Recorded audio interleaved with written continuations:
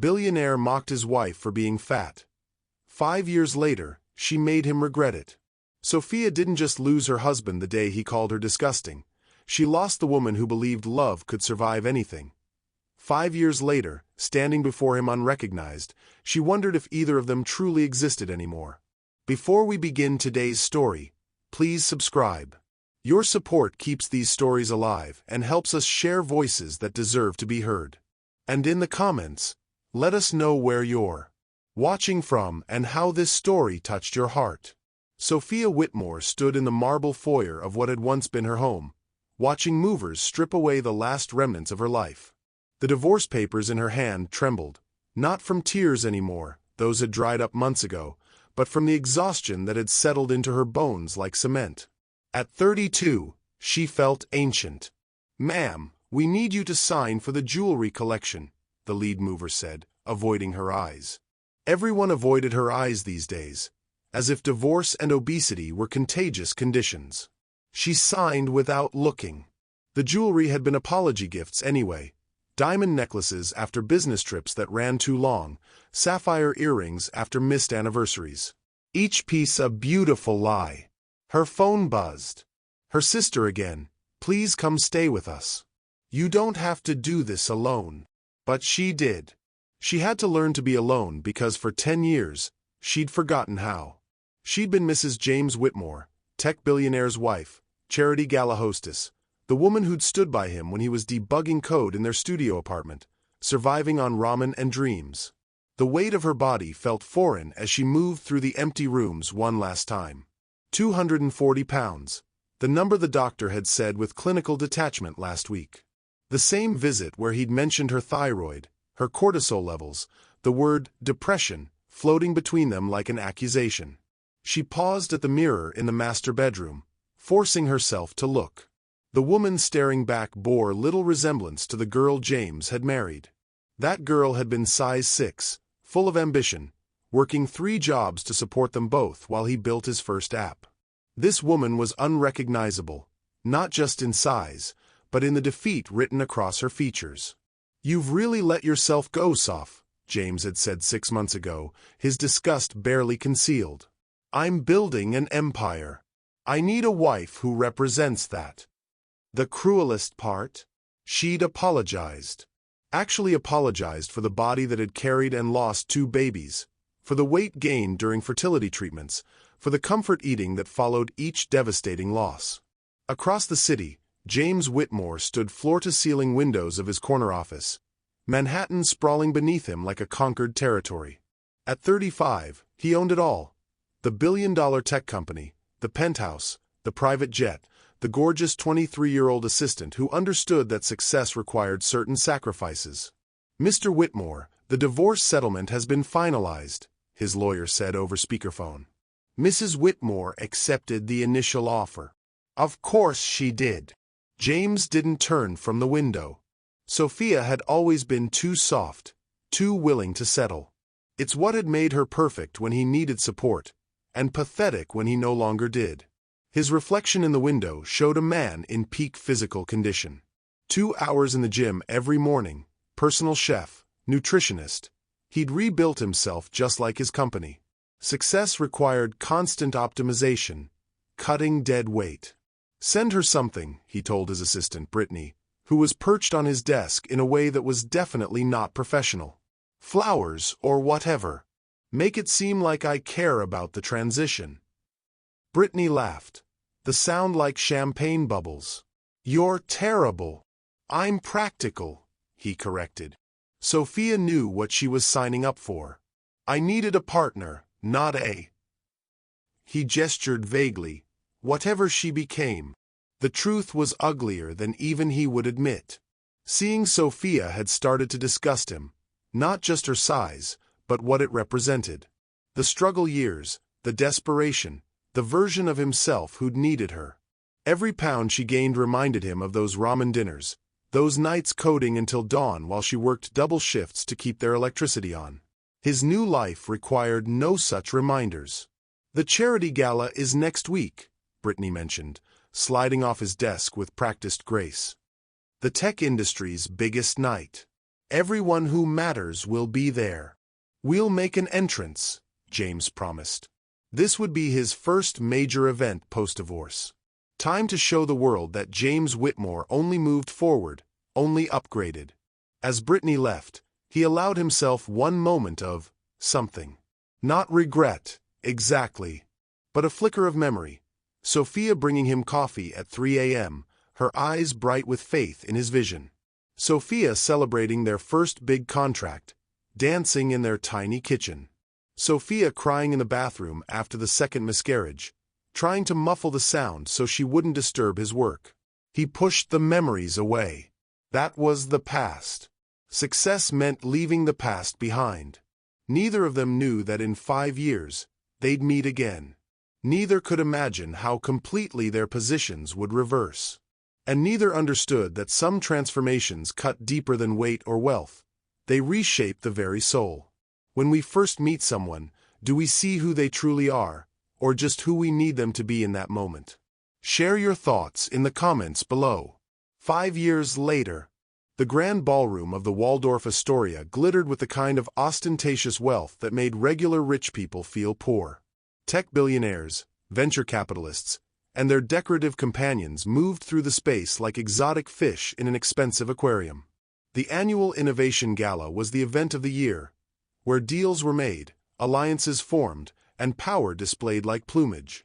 James Whitmore stood near the bar, his third whiskey doing little to dull the edge of his mood. Brittany had left him 6 months ago for a younger billionaire. The irony wasn't lost on him. His current date, whose name he'd already forgotten, clung to his arm while scanning the room for better options. "James Whitmore," a voice called out. "Still pretending you invented the internet?" He turned to find David Kim, his oldest rival, approaching with a woman who made the entire room seem suddenly dim by comparison. She moved with the kind of confidence that money couldn't buy, earned, not inherited. Her emerald dress hugged a figure that was slim but strong, athletic in a way that spoke of discipline rather than deprivation. But it was her face that made James's breath catch, familiar yet transformed, like a song reimagined in a different key. "David," James managed, his eyes never leaving the woman. "And?" "Dr. Sophia," she said, extending her hand. Her voice was different, lower, more assured. "I don't believe we've met." The world tilted. James felt the whiskey turn to acid in his stomach. It was impossible. The woman before him looked nothing like the Sophia he'd divorced. This woman was perhaps 130 pounds, with defined cheekbones and eyes that held a light he'd never seen before. But that voice, the way she tilted her head slightly when she smiled. Sophia! The name came out strangled. She studied him with cool assessment. "I'm sorry, have we met before? I meet so many people at these events." David laughed, oblivious to the earthquake happening in James's chest. "Dr. Chen just closed a $100 million deal with my company. Her wellness tech startup is revolutionary, combining AI with personalized health coaching. She's transformed thousands of lives." "Hundreds of thousands," Sophia corrected gently. "But who's counting?" James's date chose that moment to excuse herself, sensing the sudden shift in energy. He barely noticed. His entire focus was on the woman who had once been his wife, now standing before him as if they were strangers. "You look..." He started, then stopped. What could he say? "You look nothing like the woman I discarded. You look like everything I thought I wanted you to be. I look like someone who found her purpose," Sophia finished for him. Amazing what happens when you stop living for someone else's approval. The words landed like precisely aimed arrows. Around them, the gala continued its glittering swirl, but James felt suspended in a bubble of recognition and regret. "Your company," he managed. "I hadn't heard. You wouldn't have." Her smile was serene. "I built it quietly. No need for the kind of flashy PR some prefer. My work speaks for itself." David's phone rang, and he excused himself, leaving them alone in the crowd. The silence stretched between them, filled with 5 years of unspoken everything. "You changed your name back," James observed, desperate for neutral ground. "Among other things." She accepted champagne from a passing waiter with elegant fingers that once wore his ring. "Change can be liberating. You taught me that." The barb was subtle but effective. He remembered his words from their last fight. "People who can't change get left behind, Sophia. Maybe it's time you accepted that." "I should apologize," he began. "Should you?" She tilted her head, genuinely curious. "For which part? For calling me disgusting? For the affairs you thought I didn't know about? For forgetting I existed the moment your bank account hit 9 figures?" Each word was delivered without venom, which somehow made them worse.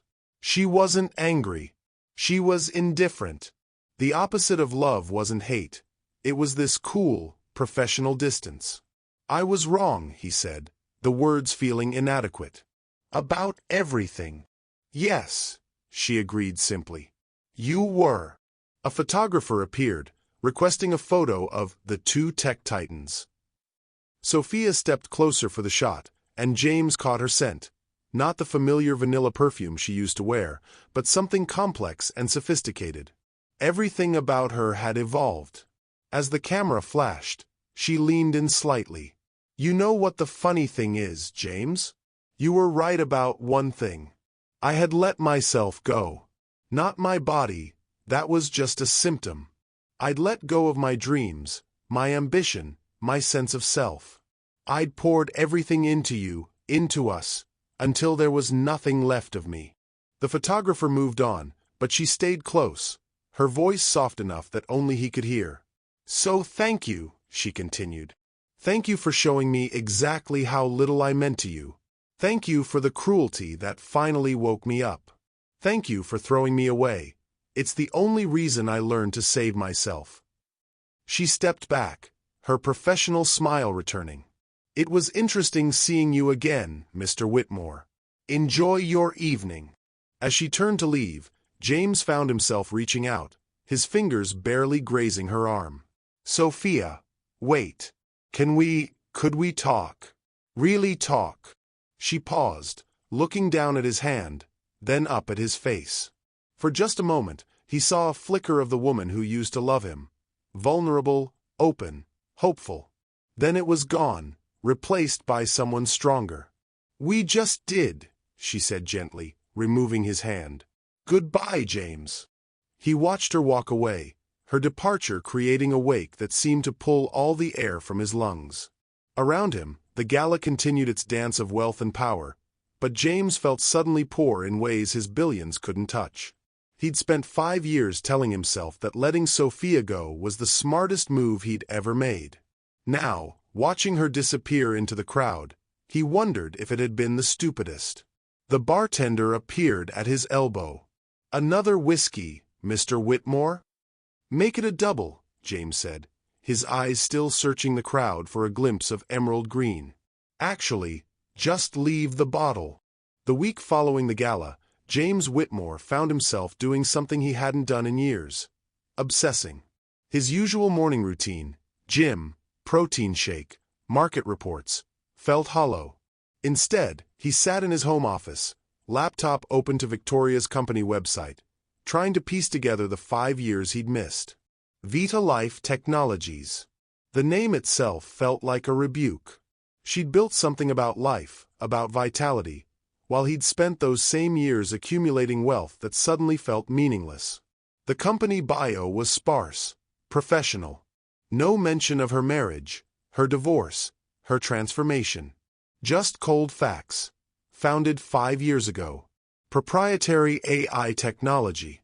Partnerships with major healthcare providers. Valued at over $300 million.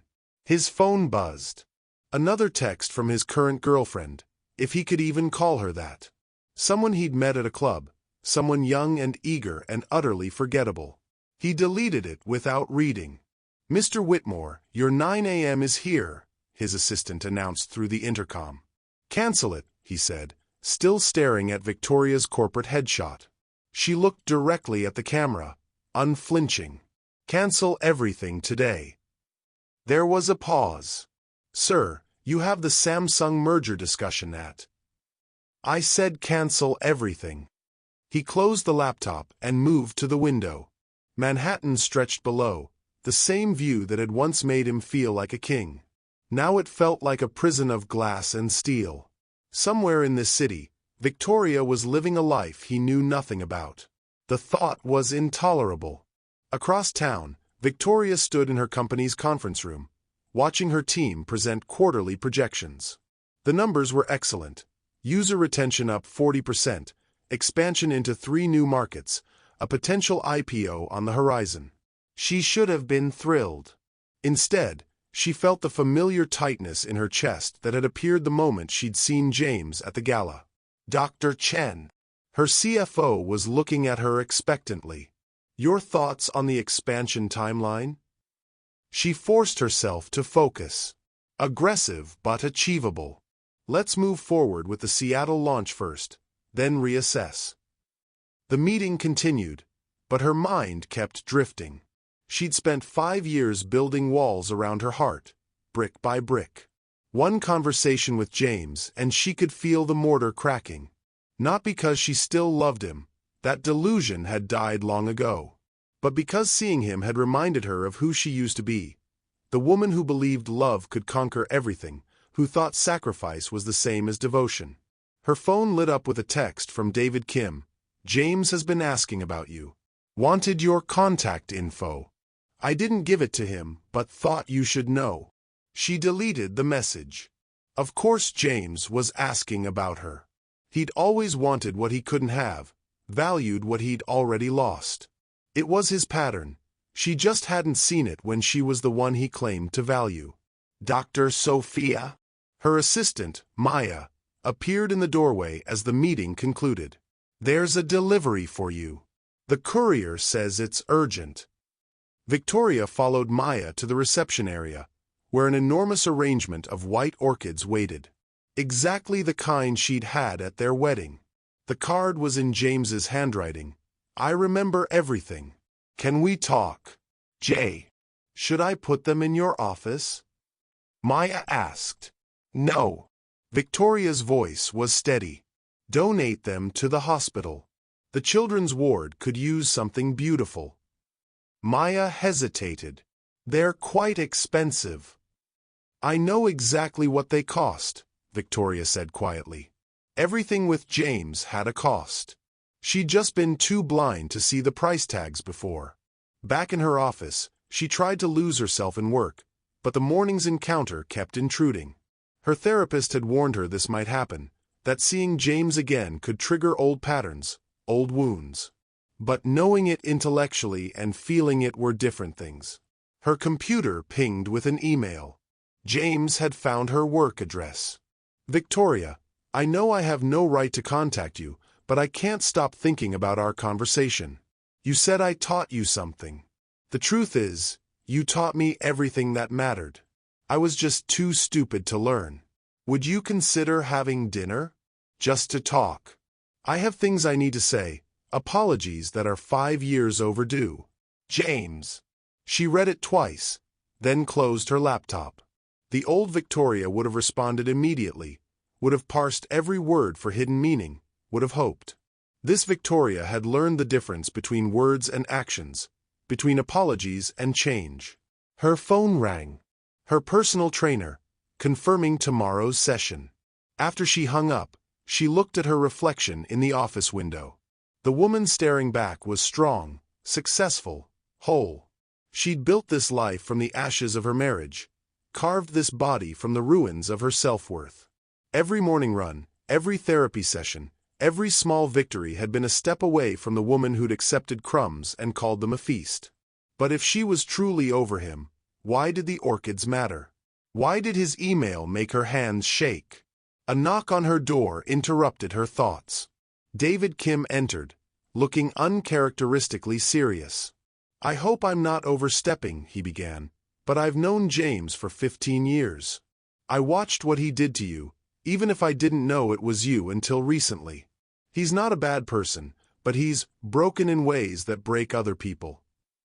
I'm not broken anymore, Victoria said. I can see that. You're extraordinary. Which is why I'm warning you, he's going to pursue this. When James wants something, he doesn't stop. And right now, he wants access to you. He wants the idea of me, Victoria corrected. The successful, thin version who makes him feel less guilty about his choices. If I'd shown up at that gala still overweight, still struggling, do you think he'd have sent flowers? David's silence was answer enough. After he left, Victoria made a decision. She pulled out her personal phone and typed a message to her therapist. I need an emergency session. He's back. The response was immediate. Tomorrow, 2 p.m. Remember, you're not the same person who loved him. And thank God for that. Victoria smiled despite herself. No, she wasn't the same person. The question was whether that was enough to keep her safe from the man who'd once held her heart, and crushed it like it was nothing. Outside her window, the city hummed with life and possibility. She'd built something here, something real and lasting. She wouldn't let James Whitmore take that from her. Not again. 3 weeks after the gala, Victoria found herself trapped in the last place she wanted to be, a 40-floor elevator with James Whitmore. She'd been attending a potential investor meeting at the Chrysler Building. He'd apparently been there for the same reason. And now, thanks to a city-wide power outage, they were suspended somewhere between the 23rd and 24th floors with emergency lighting casting shadows that felt too intimate. Of all the elevators in Manhattan, James said, attempting levity. Victoria didn't respond. She moved to the far corner, pulling out her phone. No signal. Of course. The emergency system says it could be an hour, James continued, reading the panel. Maybe more. An hour. She could survive an hour. She'd survived worse. The silence stretched between them, filled with everything unsaid. Victoria focused on her breathing, a technique from therapy. In for 4, hold for 4, out for 4. Stay centered. Stay in control. You never answered my email, James said finally. I didn't realize it required a response. I apologized. You did. She kept her eyes on the emergency panel. Congratulations. Would you like a medal? He flinched.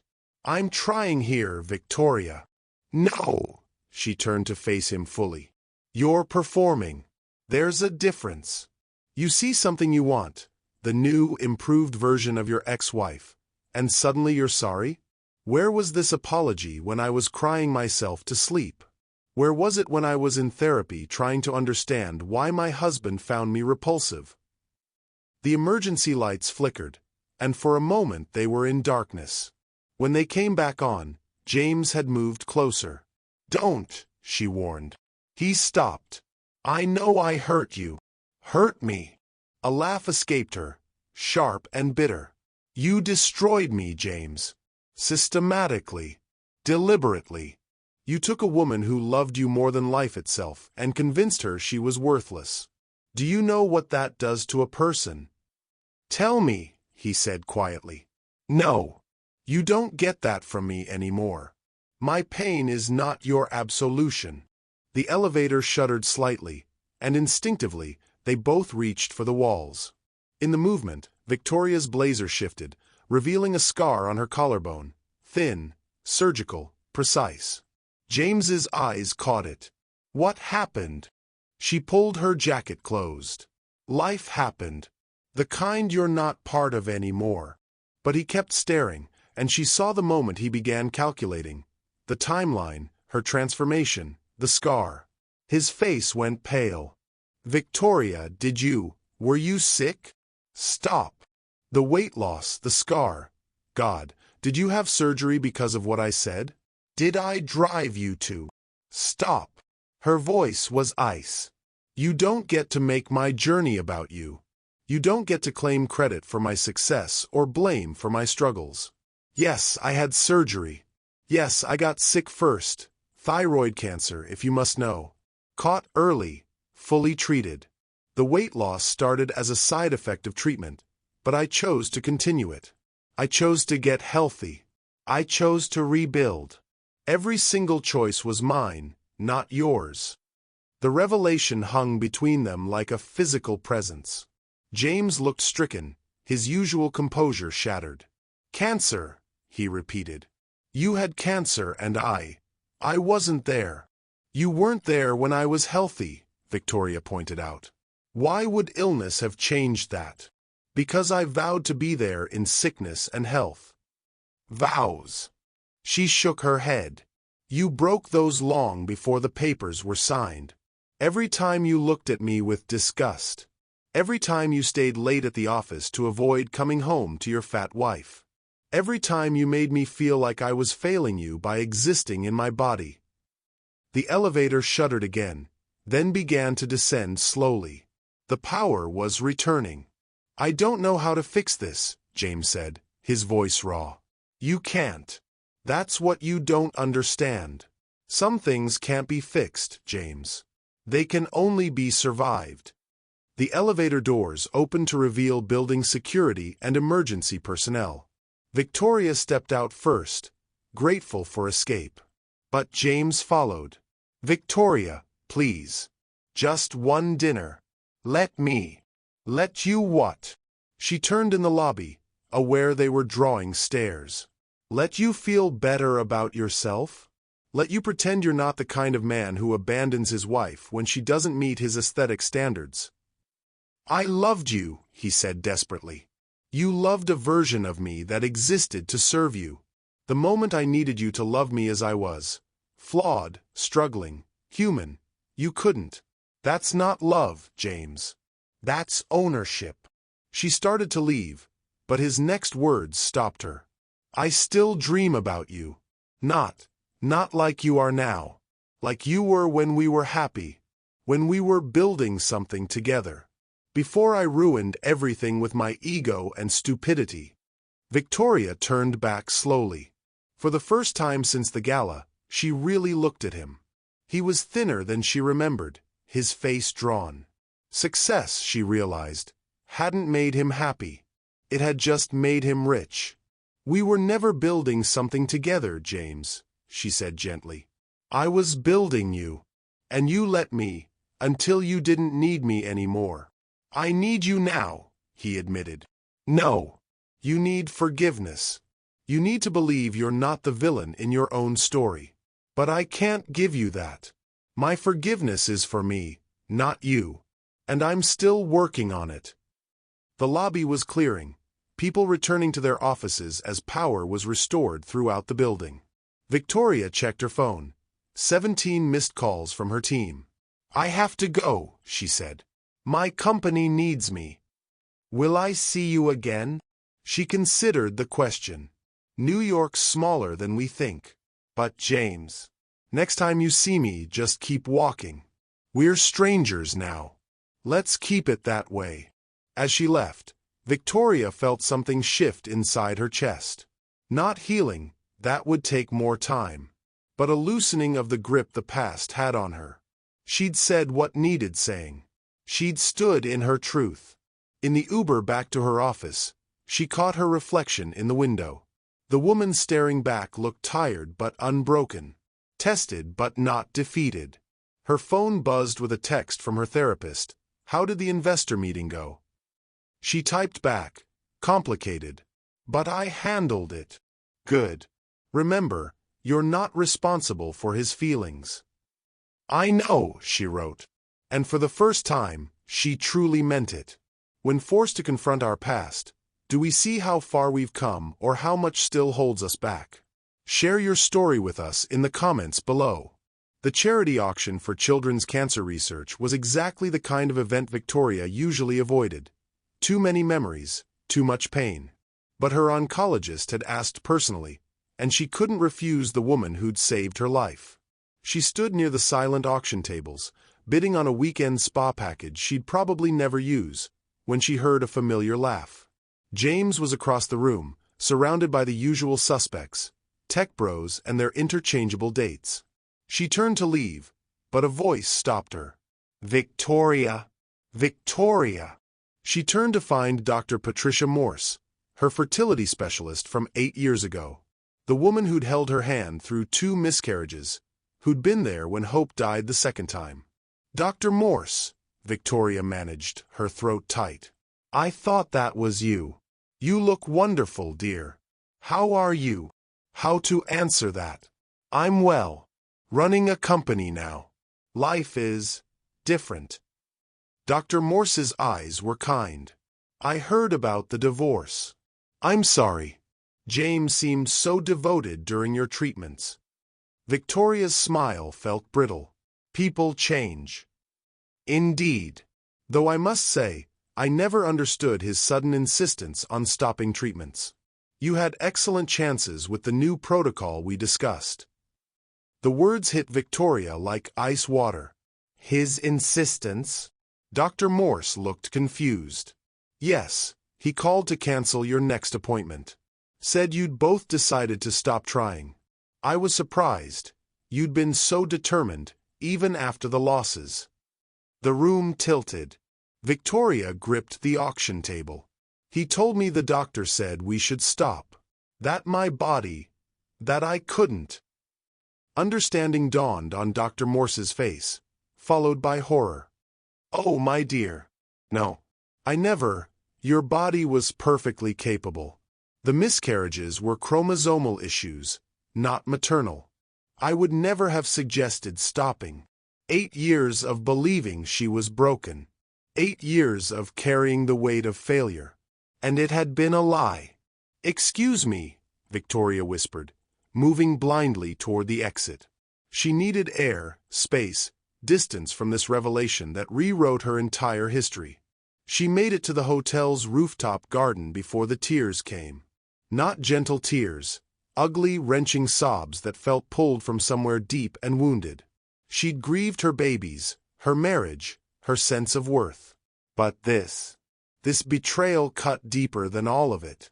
"Victoria!" She spun to find James in the doorway, concern etched on his face. Of course he'd followed. He always had impeccable timing for witnessing her destruction. "Don't," she warned, backing away. "Don't come near me." "What happened?" "I saw you run. You lied." The words came out raw. "About the fertility treatments. About my body. You lied." His face went white. "Victoria, Dr. Morse is here. Remember her? Our fertility specialist? The one who supposedly told you my body couldn't carry a baby? Funny thing, she remembers it differently."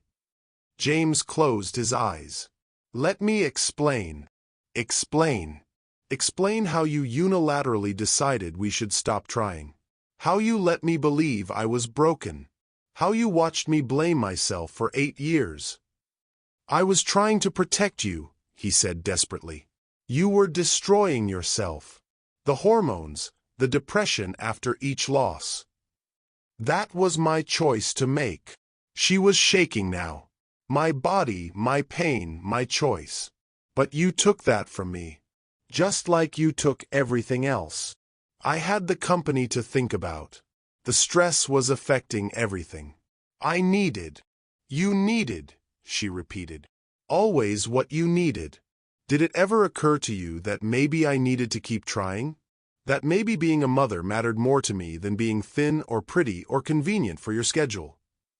James moved closer, and she saw something in his eyes she'd never seen before, genuine fear. "I killed our chances," he said quietly. "I see that now. I was young and selfish and scared. Scared of losing you to grief, scared of watching you break again, scared of having a fat, depressed wife who couldn't play the perfect corporate spouse," Victoria finished. "So you made the decision for both of us. And when I gained weight from the grief and the hormones and the eating disorder that followed, you were disgusted. The very thing you caused disgusted you." "I'm sorry," he said, the words inadequate. "God, Victoria, I'm so sorry. Do you know what I used to tell myself?" She laughed, but it was hollow. "I used to think at least he stayed. At least he didn't leave me when I couldn't give him children. I was grateful, James. Grateful for the scraps of affection you threw me. Grateful you kept me around, even though I was such a disappointment. You were never a disappointment. No. Then why did you fuck your assistant in our bed? Why did you tell me I was disgusting? Why did you make me feel like my very existence was a burden? He had no answer. How could he? Victoria wiped her tears, suddenly exhausted. The cancer, when it came, almost felt like justice. Like my body was finally as broken as you'd made me believe it was. But you know what? It saved me. Because when I was facing death, I realized I'd already been dead for years. Living with you had killed everything vital in me. Don't say that, James pleaded. We had good times. We loved each other. Did we? Or did I love you while you loved what I could do for you? A couple emerged onto the rooftop, took one look at them, and retreated. Victoria used the interruption to compose herself. I need to go, she said. Victoria, please. Let me make this right. You can't. She moved toward the door. Some things can't be undone, James. You stole my choices, my faith in my body, my chance at motherhood.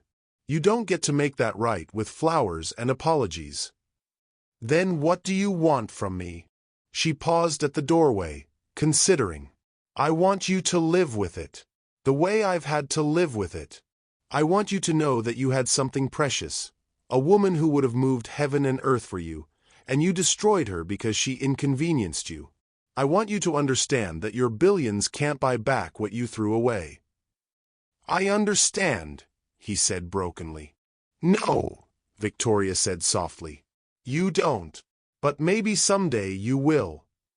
She left him on the rooftop, standing among the fairy lights and fancy furniture, looking like what he was, a man who'd gained the world and lost his soul. In the elevator down, Victoria felt something shift.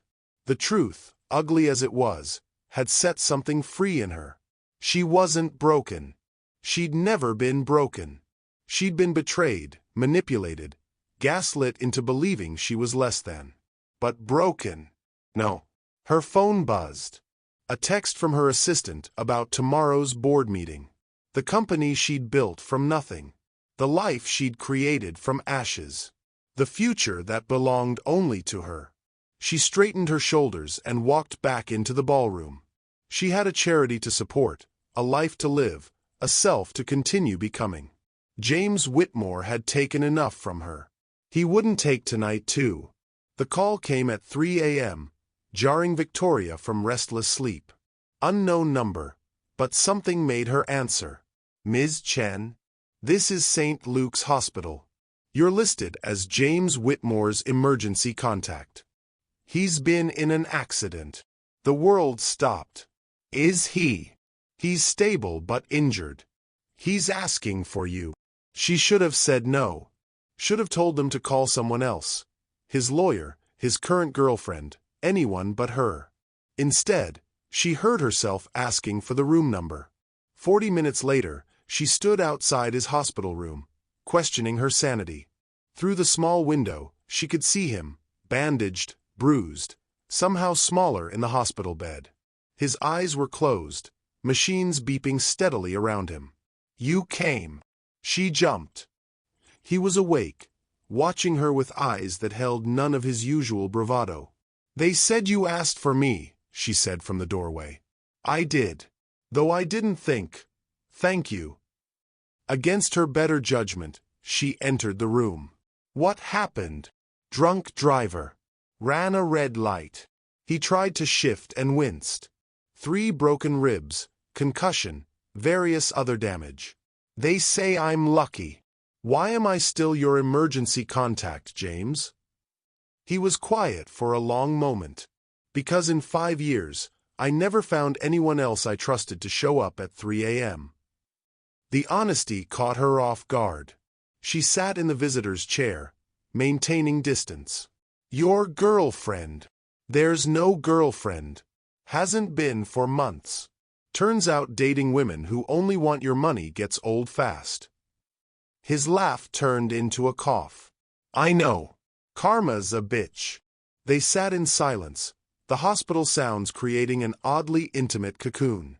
Victoria found herself really looking at him, the gray creeping into his hair, the lines around his eyes, the vulnerability she'd never seen before. "I've been seeing a therapist," he said suddenly. "Started after the rooftop. Dr. Morse. What I did. I couldn't live with it anymore. James. No, let me say this. Please." He struggled to sit up straighter. "I've spent months trying to understand how I became someone who could do that. How I could lie to you, manipulate you, destroy you, and convince myself it was for your own good. And I was a coward. A selfish, frightened coward who was so scared of losing control that I controlled everything, including you. Especially you." Victoria felt tears threaten. Not for him, but for the girl she'd been, who'd needed to hear these words so desperately. "The therapist says I have narcissistic tendencies," he continued. "That success amplified my worst traits. That I turned you into an extension of myself instead of seeing you as a person. When you started struggling, it felt like I was failing, and I couldn't handle that. So you erased me," Victoria said quietly. "I tried to. But you can't erase someone who's part of your DNA. Every good thing in my life started with you. Every moment of real happiness happened when we were together, before I poisoned it all." A nurse came in to check his vitals, offering Victoria an escape. She didn't take it. Something kept her rooted to the chair, listening to words 8 years too late. "Do you know what I thought about when the car hit me?" James asked after the nurse left. "Not the company. Not the money. Not any of it. I thought about Sunday mornings in our first apartment. You making French toast while I fixed the broken coffee maker for the 100th time. You singing off-key in the shower. The way you used to look at me like I could do anything." "Stop," Victoria whispered. "I thought about the babies we lost. How you curled into yourself after each one, and I didn't know how to reach you. How I failed you when you needed me most. You didn't just fail me, James. You abandoned me. There's a difference." "I know." His voice broke. "God, I know. And I'm not asking for forgiveness. I don't deserve it. I just needed you to know that I know what I lost. Who I lost." Victoria stood, needing distance. At the window, she watched the sunrise paint the city in soft colors. "What do you want from me, James?" "Really?" "Nothing. Everything. I don't know." She heard him shift painfully. "I want to know you're okay.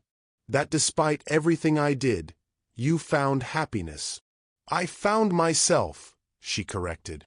"Happiness is complicated." "Are you seeing anyone?" The question hung between them. "No. Turns out trusting people after your husband destroys you is difficult." "Who knew?" "I'm sorry. For all of it. For every cruel word, every lie, every moment I made you feel less than extraordinary." Victoria turned from the window. In the morning light, she could see the boy she'd fallen in love with. Brilliant, driven, lost. The tragedy wasn't that he'd changed. It was that he'd always been both. The man who loved her and the man who'd destroy her. She just hadn't seen both sides until it was too late. "I loved you," she said simply. "With everything I had. And you weaponized that love against me. I know. But I survived you. That's what matters now. I survived you and built something beautiful from the wreckage." His eyes filled with tears. "Tell me about your company. Please. I want to know what you built." So she did. Sitting in that sterile room, she told him about Vita Life, about the thousands of people finding health and hope through her programs. About the team she'd assembled, the culture she'd created, the lives being transformed. As she spoke, she saw him seeing her, really seeing her, for the first time in years. "You did it," he said when she finished. "You became everything you were meant to be. No thanks to you." "Because of me," he corrected. "Because I forced you to find your strength." Though I'd give anything to have loved you right instead. The sun was fully up now, the room bright with possibility. Victoria gathered her purse, knowing it was time to go. Will you come back? James asked. I don't know, she answered honestly. Part of me wants to run and never look back. Part of me. She trailed off. Part of you what? Part of me remembers loving you. Before it all went wrong. Part of me wonders if people can really change. I'm trying, he said. For what it's worth, I'm trying. Victoria paused at the door. Get better, James. Not for me. For yourself. As she left, she felt lighter somehow. Not healed, that would take more time. But something had shifted in that hospital room. Maybe it was seeing him vulnerable. Maybe it was hearing the accountability she'd needed. Maybe it was simply realizing that she could sit with him, talk with him, and not lose herself again.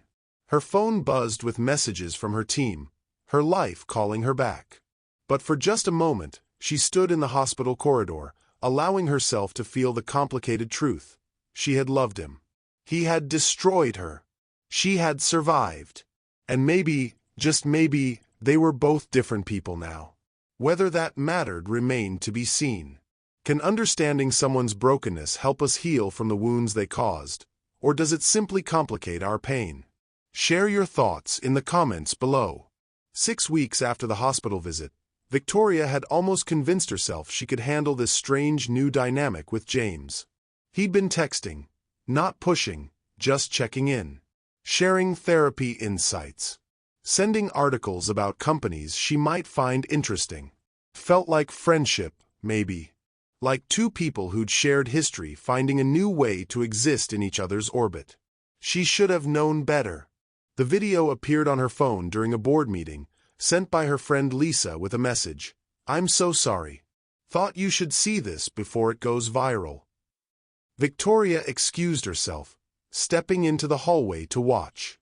It was security footage from a tech conference the previous year. A year when James had been telling her he was in therapy, working on himself, changing.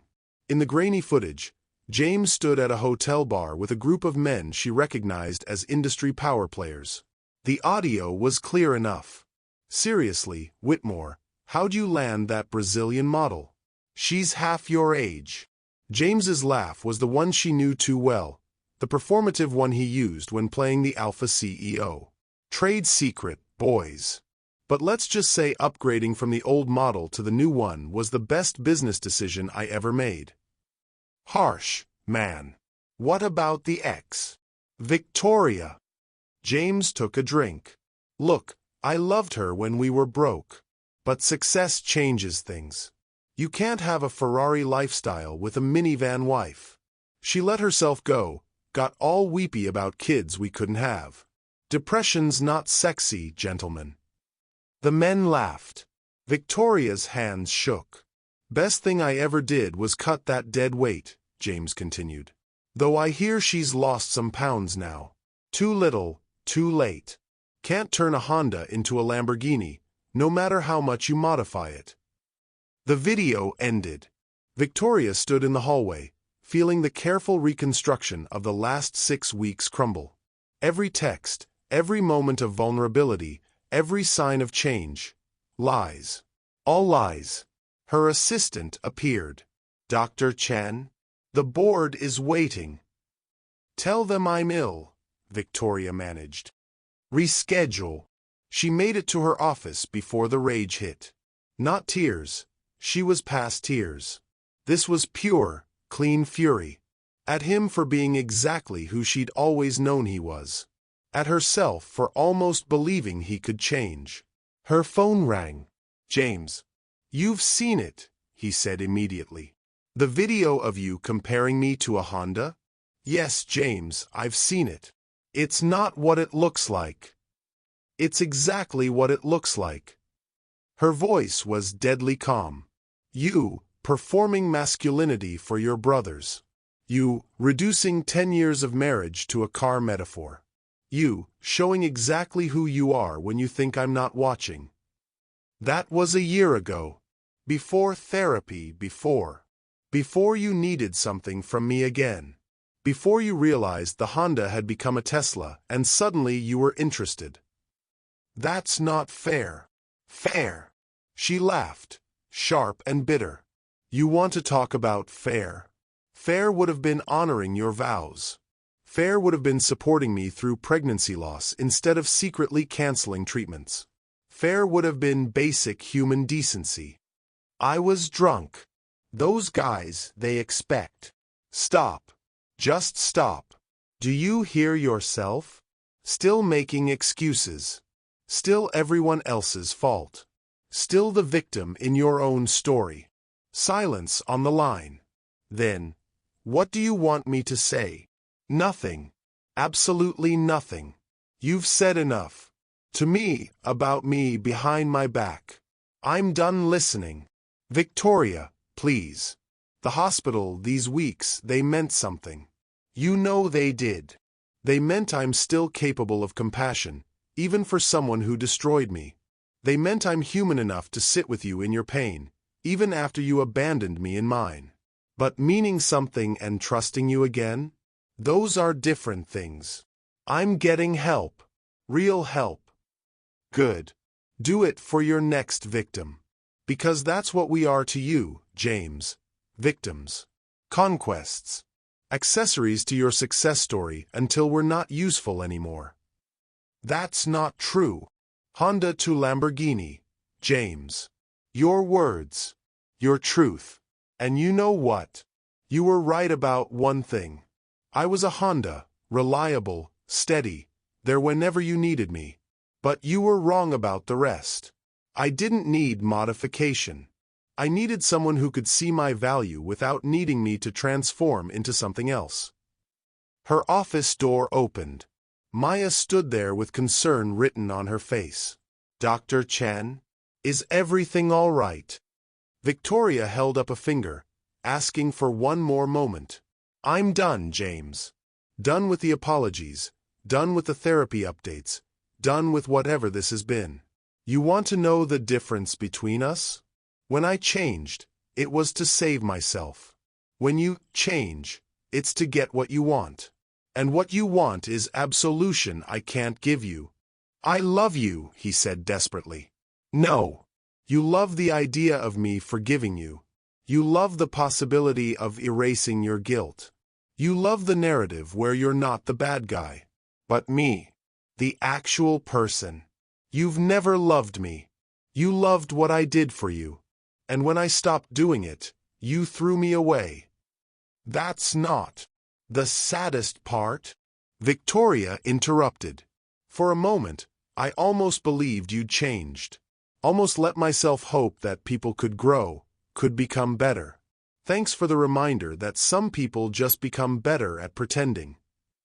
She hung up before he could respond, then blocked his number. Her hands were steady now, the rage crystallizing into something harder, cleaner. Maya entered with a glass of water. The video's everywhere. Legal wants to know if you want to pursue. No. Victoria took the water gratefully. Let it spread. Let everyone see who James Whitmore really is when he thinks no one's watching. The market can judge him accordingly. The board meeting? Postpone it. I need an hour. Alone again, Victoria stood at her window, looking out at the city that had witnessed her destruction and rebuilding. She thought about the girl who'd loved James Whitmore, who'd believed love could survive anything. That girl deserved better than she got. But she'd become this woman, successful, strong, still standing despite everything. Her phone buzzed with messages. Friends who'd seen the video, offering support. Her therapist, checking in. Her team, rallying around her. The life she'd built without James was reaching out, reminding her she wasn't alone. She'd given him 6 weeks. 6 weeks of cautious hope, of wondering if healing meant forgiving him too. Now she knew, healing meant forgiving herself for loving someone incapable of loving her back. It meant accepting that some people don't change, they just learn new ways to hurt you. The city pulsed below, indifferent and beautiful. Somewhere out there, James was probably crafting another apology, another explanation, another lie. But Victoria was done listening, done hoping, done giving pieces of herself to someone who'd only break them.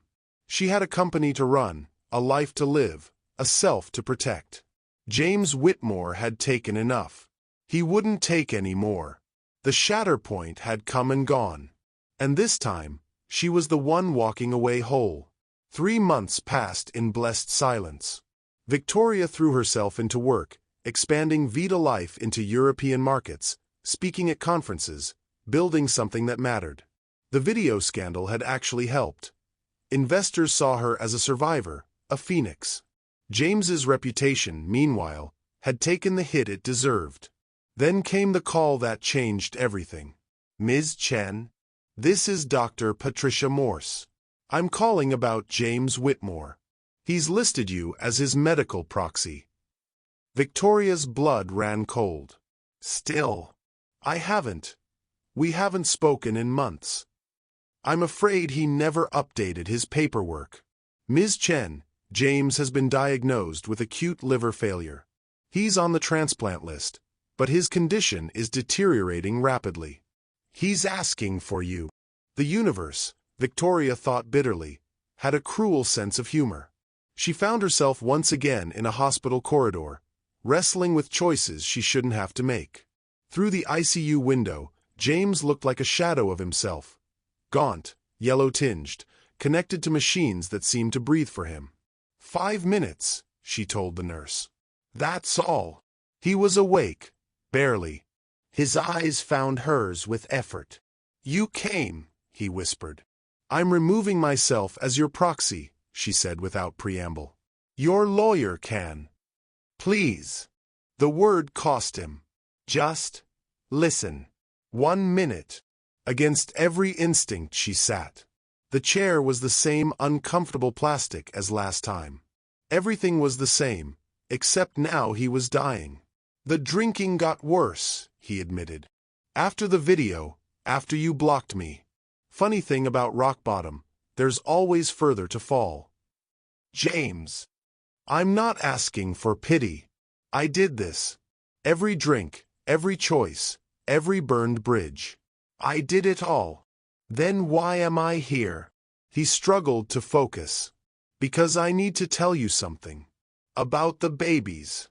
Victoria's whole body tensed. "Don't. I dream about them. Who they would have been. Whether they'd have your smile or my stubbornness. I dream about the family we could have had if I hadn't been so broken." "Stop. I killed our children, Victoria. Not their bodies, that was biology. But their chance at life. I killed that with my selfishness. And I'm sorry. God, I'm so sorry." The word she'd needed for 8 years came too late, from a man too broken to matter anymore. Victoria felt tears fall, not for him, but for those lost possibilities, those never-were-babies, that alternate timeline where love was enough. "I can't forgive you," she said quietly. "Not for that. Maybe not ever. I know. I'm not asking you to. I just needed you to hear it. To know that I know what I cost us both." A doctor entered, checking charts with professional efficiency. "Ms. Chen, we need to discuss his treatment options. As his proxy." "I'm not staying in that role," Victoria said firmly. "He needs to designate someone else." James's hand moved slightly on the bed. "There is no one else. Haven't you figured that out? I burned every bridge, destroyed every relationship. You're the only person left who ever really knew me. That's not my problem anymore." "No," he agreed. "It's not. But Victoria, I'm scared. I'm alone and I'm scared and I know I deserve it, but I'm still scared." The admission hung between them. This man who'd wielded power like a weapon, who'd crushed her spirit without blinking, was afraid. And despite everything, Victoria felt the tiniest crack in her armor. "I'll stay listed until you can make other arrangements," she heard herself say. But that's all. No visits, no updates, no deathbed reconciliation. I'll make medical decisions if needed, but I won't hold your hand while you face the consequences of your choices." "That's more than I deserve." "Yes," she agreed. "It is." She stood to leave, but his voice stopped her one last time. "Victoria, for what it's worth, you were right. About all of it. I never loved you properly. I loved what you did for me, how you made me feel, what you represented. But you, the actual person. I was too selfish to really see you. And by the time I learned how, it was too late. It was always too late, James. From the moment you decided your comfort mattered more than my pain. From the first lie, the first betrayal, the first time you looked at me with disgust instead of love. It was already too late." "I know," he whispered. "I know." Victoria left without looking back. In the elevator, she called her lawyer. "I need you to draft something. I'll remain James Whitmore's medical proxy, but I want zero personal contact. All communication goes through you. If decisions need to be made, I'll make them based on medical recommendations, nothing more." "That's very generous, considering." "It's not generous," Victoria corrected. "It's human. He has no one else, and I won't let even him die completely alone. But that's the extent of it." Back in her office, Victoria sat with the weight of her choice. She could have walked away entirely, left him to face his fate alone. Part of her wanted to, the part that remembered every cruel word, every betrayal, every moment of agony he'd caused. But she'd chosen differently. Not for him, never again for him, but for herself. For the woman she'd become, who could show mercy without sacrificing self-protection. Who could be kind without being weak. Who could acknowledge shared history without being trapped by it. Her phone buzzed. A text from her therapist. "Heard about James. How are you holding up?" "I'm okay," she typed back. And realized it was true. She was okay. Not unaffected, but unbroken. She'd made a choice from strength, not obligation. Set boundaries that honored both her humanity and her healing. "I'm proud of you," came the response. Choosing compassion without choosing self-sacrifice is the hardest balance to find. Victoria smiled sadly. Tomorrow, she'd wake up and continue building her life. James would fight his battle with his body's betrayal, as alone as he'd left her. She'd make medical decisions if needed, but she wouldn't be his comfort or his absolution. She'd chosen to be decent, but she'd also chosen herself. And that, perhaps, was the greatest victory of all. The city lights twinkled beyond her window, each one a life, a story, a choice being made. Victoria had made hers. Now James would have to live, or die, with his. 2 years later, Victoria stood in the gleaming lobby of the New York Stock Exchange, watching her company's ticker symbol appear for the first time. Vita Life Technologies had gone public, valued at $1.2 billion. The girl who'd once worked 3 jobs to support her husband's dreams had built an empire of her own. "Congratulations, Dr. Chen," her CFO said, handing her champagne. "You did it." "We did it," Victoria corrected, looking at her team. 50 people who'd believed in her vision, who'd helped transform personal pain into public good. Every single one of us. The celebration was in full swing when Maya appeared at her elbow. "Dr. Chen, there's someone here to see you. He says it's important." Victoria's stomach tightened, but when she turned, it wasn't James. It was a man she didn't recognize. Tall, silver-haired, with kind eyes behind wire-rimmed glasses. "Dr. Chen, I'm Robert Whitmore, James's brother." The brother James had mentioned exactly twice in their entire marriage. The one who'd cut ties when James chose money over family. "I wanted to thank you," Robert continued, "for what you did. Being his proxy, making sure he got the best care. He didn't deserve that kindness." "How is he?" The question came out before Victoria could stop it. "Alive. The transplant was successful. He's different now. Quieter. He's teaching coding to underprivileged kids, if you can believe it. Living in a small apartment in Queens. No more penthouses or private jets. Victoria absorbed this information carefully. Why are you telling me this? Because he asked me to give you something. Said if this day ever came, your IPO, I should deliver it. Robert pulled out an envelope, worn at the edges. He wrote it the day before his transplant. Said if he didn't make it, I should give it to you anyway. Victoria took the envelope but didn't open it. Is he happy? Robert considered. I think he's learning what happiness actually means. Not the performance of it, but the quiet reality. He has a long way to go, but he's trying. Good, Victoria said, meaning it. Everyone deserves a chance to try. Robert left, and Victoria tucked the letter into her purse. The celebration continued around her. Her triumph, her moment, her victory. She gave interviews, rang the closing bell, smiled for photographers. Only when she was finally alone in her office did she open the letter. Victoria, if you're reading this, it means you did what I always knew you would. You soared. The IPO was inevitable. You were always meant for greatness. I just got in the way. I won't ask for forgiveness. Some sins don't deserve it. But I wanted you to know that every day I wake up, whether from the transplant or just another morning, I think about the life we could have had if I'd been a different man. If I'd chosen love over ego. If I'd seen you instead of just seeing myself reflected in your eyes. I teach kids now. 17-year-olds who remind me of us when we were young and hungry and stupid with hope. I tell them about building code, but really I'm trying to teach them what I learned too late. Success means nothing if you lose your soul getting there. One of my students asked me once if I'd ever been in love. I told her yes, once, with a woman who deserved better. She asked if I ever told you that. I said no, not when it mattered. She said I was an idiot. She was right. I know you've moved on. I hope you've found someone who sees you, really sees you, the way I never could.